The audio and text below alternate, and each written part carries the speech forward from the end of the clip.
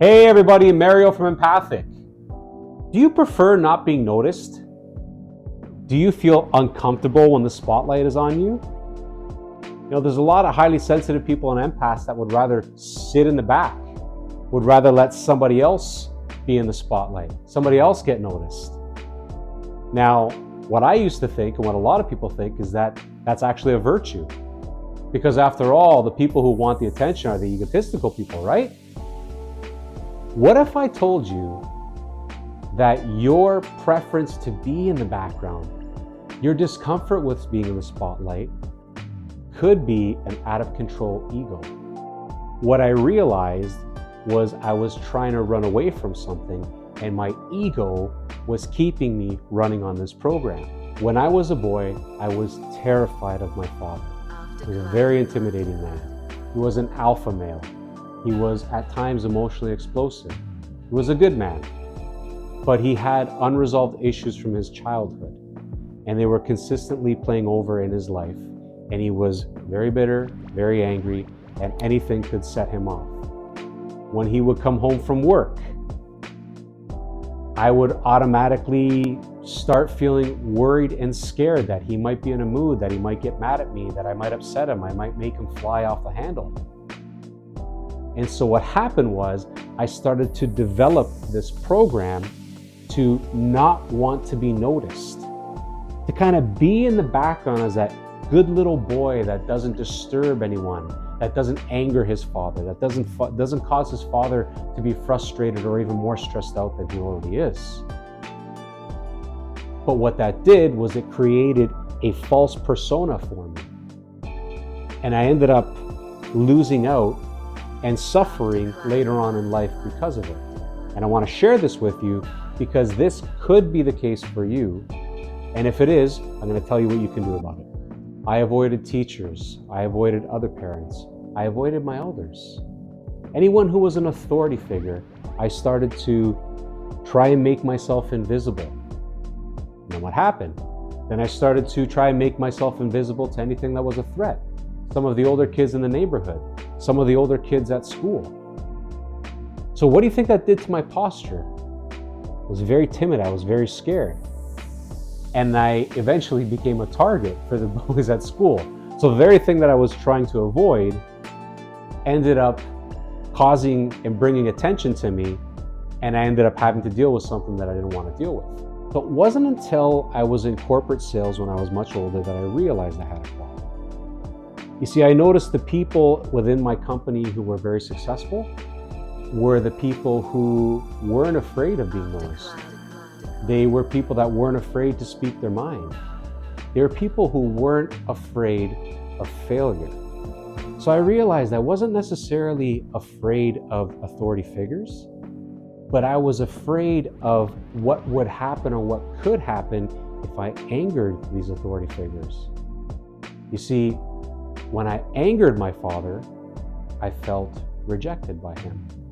I felt abandoned by him. I felt unloved by him. I felt unwanted by him.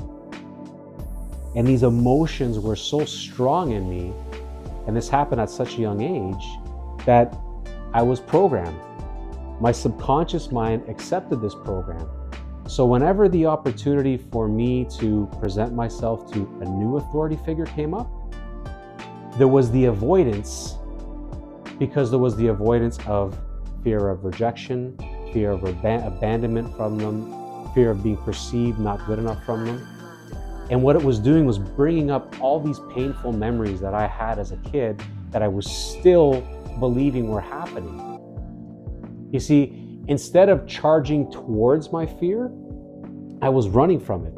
So I wasn't necessarily able to sit there and analyze what was going on and allow myself to process those feelings, to process the beliefs that were coming up, so I could actually understand what was going on, so I could overcome this issue. So avoiding fear, avoiding rejection, avoiding abandonment, it kept me in my comfort zone. And as long as I was in that comfort zone, I wouldn't feel the stress that all of these perceived threats were going to bring up. But we know what happens when we stay in our comfort zone. Does any of this sound familiar to any of you? You see, a lot of people, not just empaths and highly sensitive, but a lot of people suffer from fear of rejection, fear of failure, fear of losing a loved one, fear of death. We're filled with fears. And oftentimes, the ego is there to protect us. It's keeping us from harm. But when that ego is not in check and it takes over, it can start to run your life. And that's when it becomes, like it did for me, and in my case, it became very detrimental to my progress in life. And I suffered financially for a very long time because of this. So what I'm going to do is I'm going to share with you 5 things that you can do if you're struggling with these same issues. 5 things that you can do to overcome. Number 1, lean into that discomfort. Don't run from it. Lean into it. Let yourself stay there and don't run away. This is an opportunity for you to become aware of what exactly is going on. 2, now you're going to take notice of what's going on. You're going to take notice of the thoughts that are coming up, of the feeling that you have, and take notice of the action that you want to take at that point. So what happens is your subconscious mind holds beliefs. So if what happens to you has a negative belief associated with it, therefore negative emotions and feelings come up, it's very, very likely that you're going to take an action that's going to want to take you out of that situation so you can calm yourself down. But in doing so, all we're doing is we're allowing these programs to consistently run over and over and over and over without putting them in check. Number 3, notice the theme. Write down the thoughts and the feelings that came to you. Write down how you wanted to react, or write down how you did react. Because what you can do is analyze them afterwards, and you can probably see there's a theme there. So for example, if someone came up to talk to you at a party and you might have social anxiety, all of a sudden you didn't feel comfortable, didn't feel yourself. Maybe the wrong words came out. You probably had the sensation or the feel to just get out of that situation. So number 4, we're going to use 7 layers deep. And what we're going to do is we're going to ask a series of questions and go 7 layers in. Because by that 7th question, you're probably going to get to the root cause of what it is that's inside your belief system and what it is that's really controlling you. And once you get to that, you can address that root cause, and it'll likely cause a lot of the other supporting beliefs and programs that are supporting this root cause to lose their strength over you, lose that negative charge that they have over you of keeping you nervous and keeping you not in your authentic state.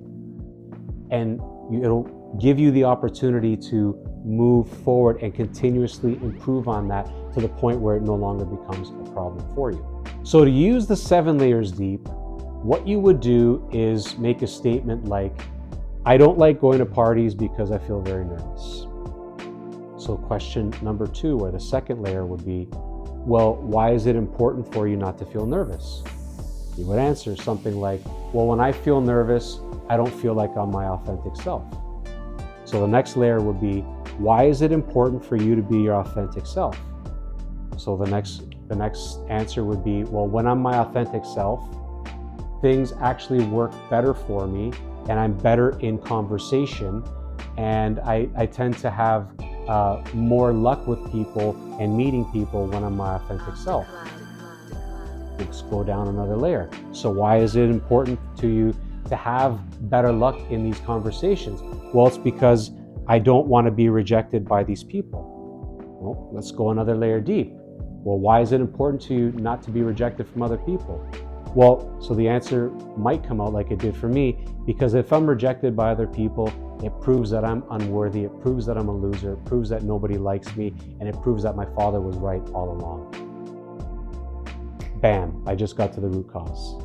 And then number 5, once you've identified that root cause or the multiple root causes, use both visualization and EFT, emotional freedom technique, the tapping technique, to help yourself reprogram your belief system. So if I'm doing visualization to dissipate these beliefs and to remove the energy, the negative energy that's associated, that dense energy that's associated with these beliefs, what I would do is obviously use my visualization to be at a party, be at a social function.